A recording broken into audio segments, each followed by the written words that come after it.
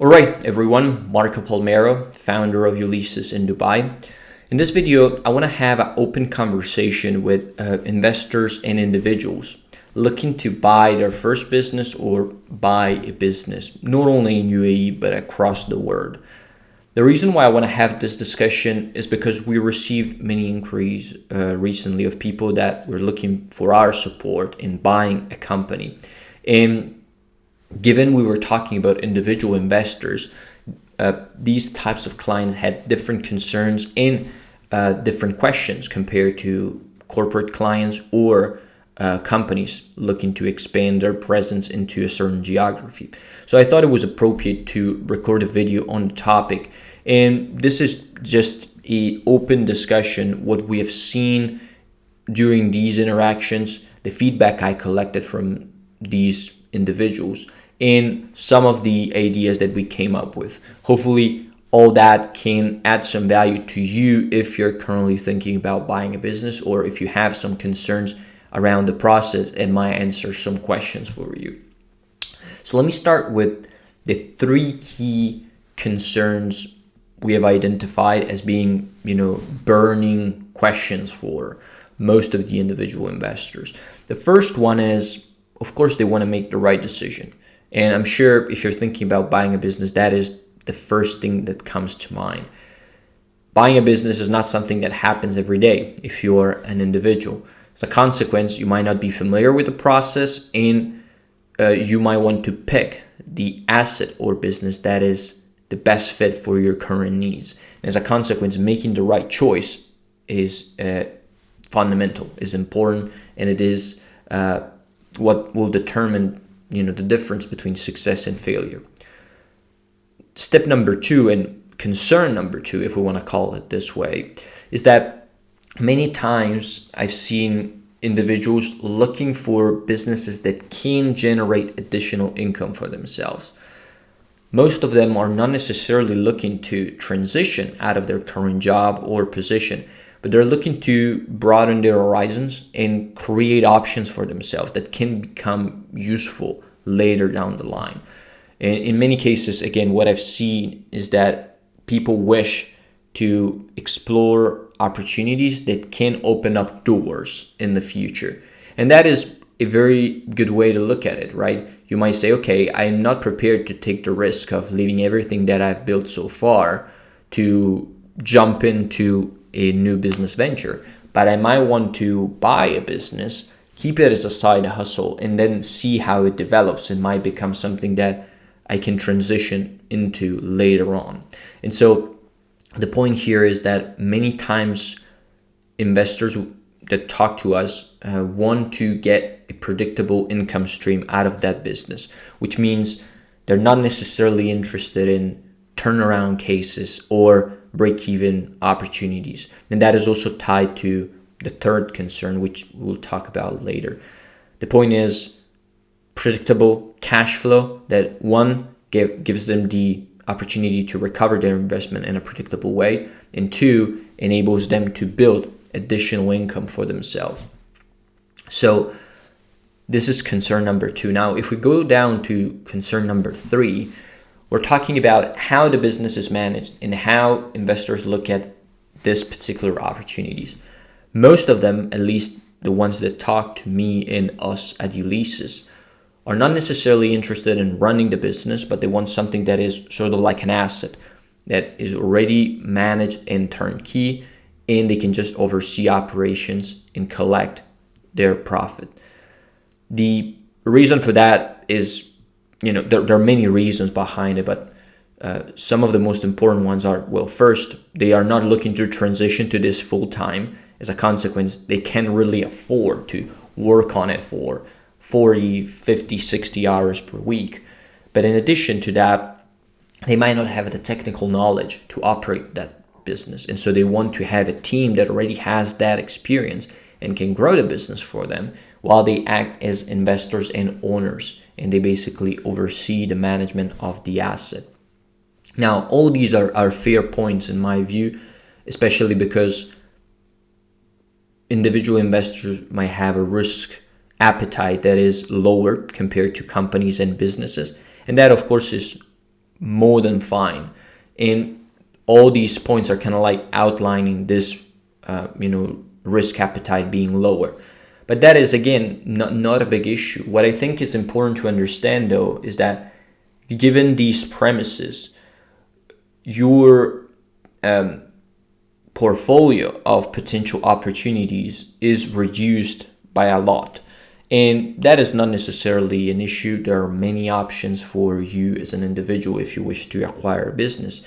The point is, you need to understand that there are going to be opportunities that are precluded to you for a variety of reasons, simply because you want to avoid these risks and you want the business to match a certain profile. So, for example, you might not be able to purchase a very advanced and forward-thinking technology company because it might be too expensive for you, and it might not be an investment that you're prepared to put down on the table unless you want to access leverage and so on and so forth.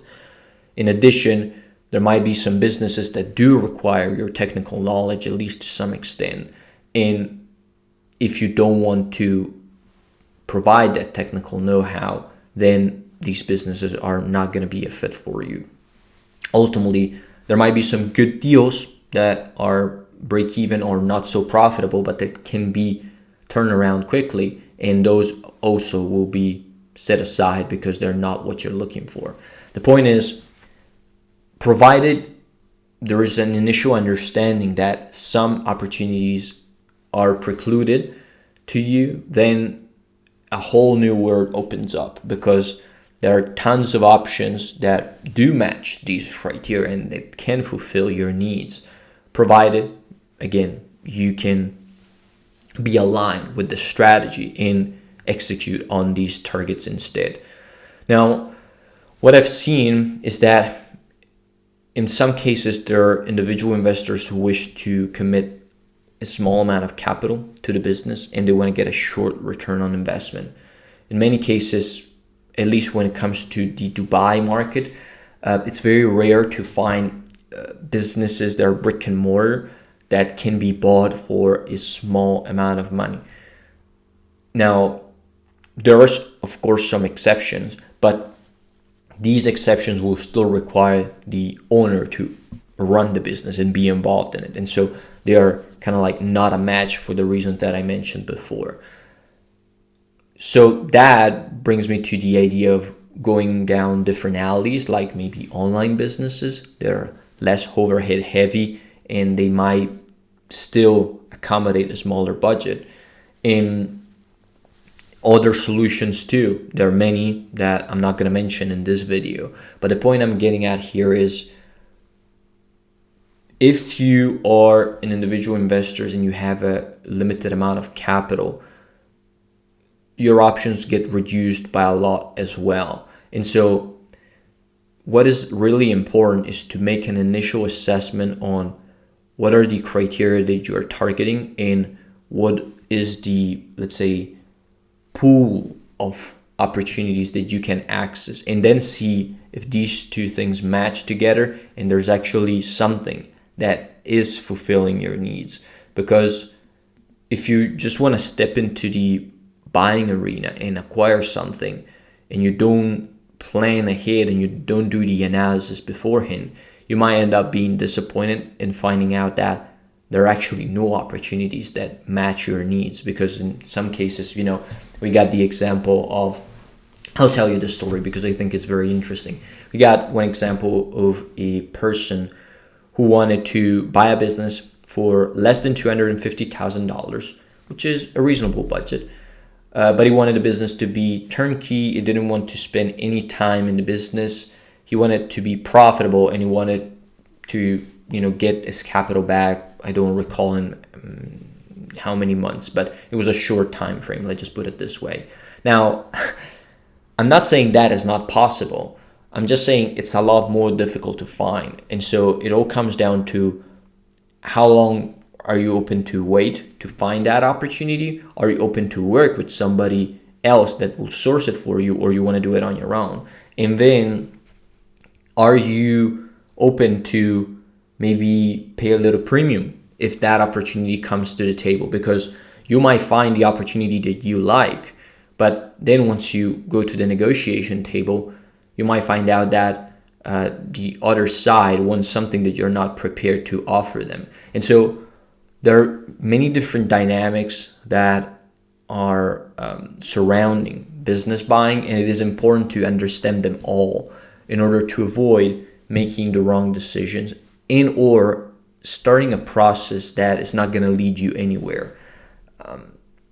What I've seen is that with companies, this is less of an issue because generally speaking, businesses understand clearly what is it that they're looking for and what is it that they can buy, reasonably speaking. Investors might not have that kind of mindset, and they might need a little bit of guidance from that perspective. And by the way, that's one of the reasons why we are doing what we do at Ulysses. The support that we provide in acquiring assets and identifying opportunities is substantially holding people's hand every step of the way and guiding them through these nuances so that they can avoid all the mistakes. The reason for that is I made all these mistakes myself. We made a lot of mistakes on our own, so we learned from them, and now we are able to avoid them, as we progress to closing deals. Now, what I also found to be very, very fascinating about small business owners that, I'm sorry, not small business owners, investors that wish to acquire assets, is that sometimes they put the cart before the horse to some respect. So they try to overanalyze the situation, which is something that might not be needed early on in the process. And I think that might be because there's a lack of understanding of the entire process. And so there's a will to control the situation and kind of like gain comfort in what I'm doing is the right thing. The point is, everything works in steps, and business acquisition is actually a straightforward process. Once you understand the steps, it's actually very, very easy to execute on that. And so sometimes I see that it is important for individual investors to get guidance and get support, because that is going to avoid a lot of the mistakes that they might make. And this whole concept that I'm discussing with you right now is probably tied up to the emotional part of the deal, which I discussed many times when I talk about sellers. And this time we're talking about buyers. When we discuss with small investors or small buyers, many times people are looking for their first investment. It is interesting to see that there's a lot of emotional attachment to this process, and that is right. It's totally okay to feel that way because it's an important decision. What is important, however, is to have somebody on your side, by your side, who can really take that emotion aside and give you critical and accurate information about the opportunities and can think logically throughout the entire process, because that will avoid a lot of the mistakes that you might make by thinking emotionally about the deal. And so I've seen so many people getting burned, when they made emotional decisions. I've been burned myself back in the day. And that is, of course, a mistake that I want all people to avoid if possible. And so, yeah, these are some of the considerations that came out of the discussions with the investors that wanted to buy small businesses. Of course, this is just a very open discussion. Those are thoughts that came out of these meetings.